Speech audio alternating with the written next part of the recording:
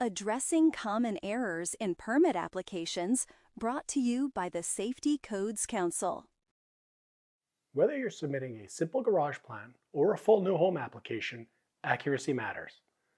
A good set of documents doesn't just help your permit get approved faster, it helps the project run smoother from start to finish.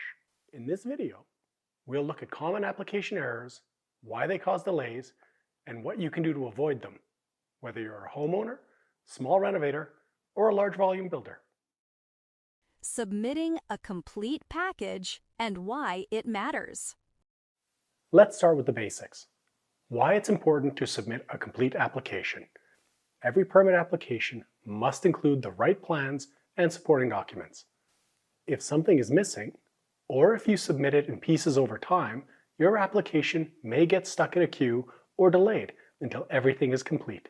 Even small issues, like a missing truss layout, incorrect address, or an unsigned energy report, can pause the review process and add days or even weeks to your timeline. And that's not just a paperwork problem. Delays in the permit office can lead to scheduling issues with trades, client dissatisfaction with the delays, and extra costs to your build. That's why the most important step is to plan out your project before you apply. Make sure you've gathered all the required documents for your municipality and that they're all current and consistent. Matching documents and avoiding common mistakes. Another key issue?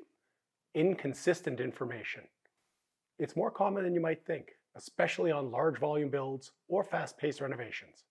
Here are just a few examples we see regularly. The plans show one thing, the engineer's stamp shows another.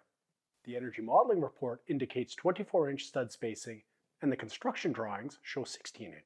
A room is labeled as a home office on the plans, but is clearly built as a bedroom. A basement window is shown in the elevation drawing, but the size isn't listed. Or an application is submitted with the wrong lot address. This is one of the most frequent issues from larger builders. When documents don't match, your application will almost certainly be flagged for clarification or correction. That means delays and more time spent in resubmitting. In some cases, you might get all the way to the inspection stage before an inconsistency is caught. That can mean changing framing or redoing work, something that could have been avoided with a careful review of the plans early on. Real-world examples of common errors. Example 1. Stud spacing mismatch.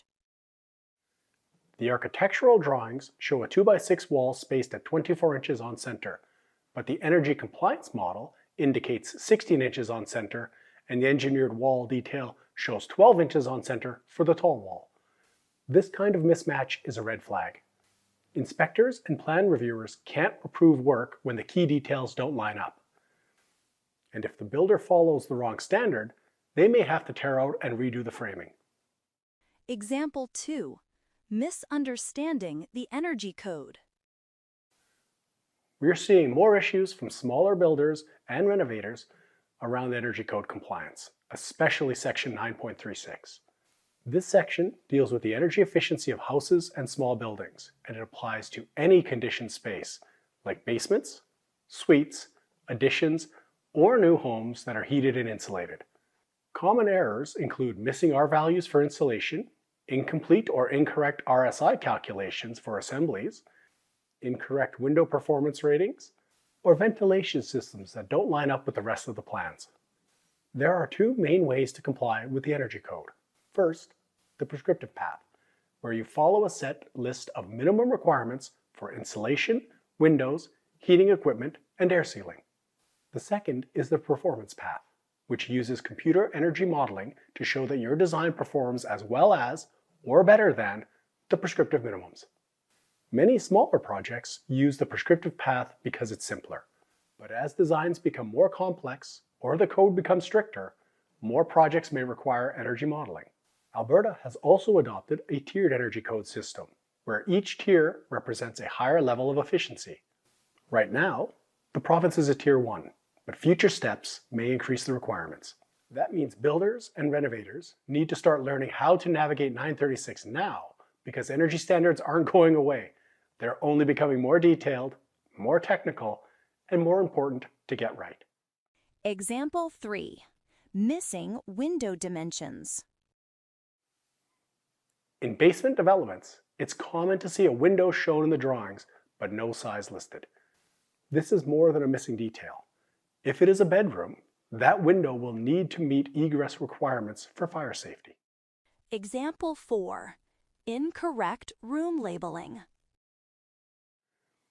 A room marked office may be built as a bedroom, but bedrooms have different rules around smoke alarms, egress windows, and ventilation. Mislabeled rooms can lead to safety concerns and permit rejections. What you can do to avoid errors. Here's how to keep your application on track. Plan your project thoroughly before you submit. Double-check every document for accuracy and consistency. Make sure the address, layout, and technical details match across all documents. Label rooms correctly based on how they'll actually be used. If you're not sure about something, ask your AHJ or a qualified professional before you submit. It takes more time up front, but it will save you time and money later. Because, as we said before, it's always cheaper to fix a drawing or a document than a wall. Summary. Build smart, start smart. In summary, submitting a clean, complete, and accurate permit application isn't just about following rules. It's about building smarter. When you take the time to get it right, your application is reviewed faster, your project moves forward more smoothly, and you avoid costly changes after construction begins. Whether you're a homeowner, small renovator, or a high-volume builder, the message is the same. Accuracy matters. Planning matters. And it's worth the effort to get it right. And remember that if you are unsure or want more information, contact your local municipality. Speak to the authority having jurisdiction. They are there to help point you in the right direction.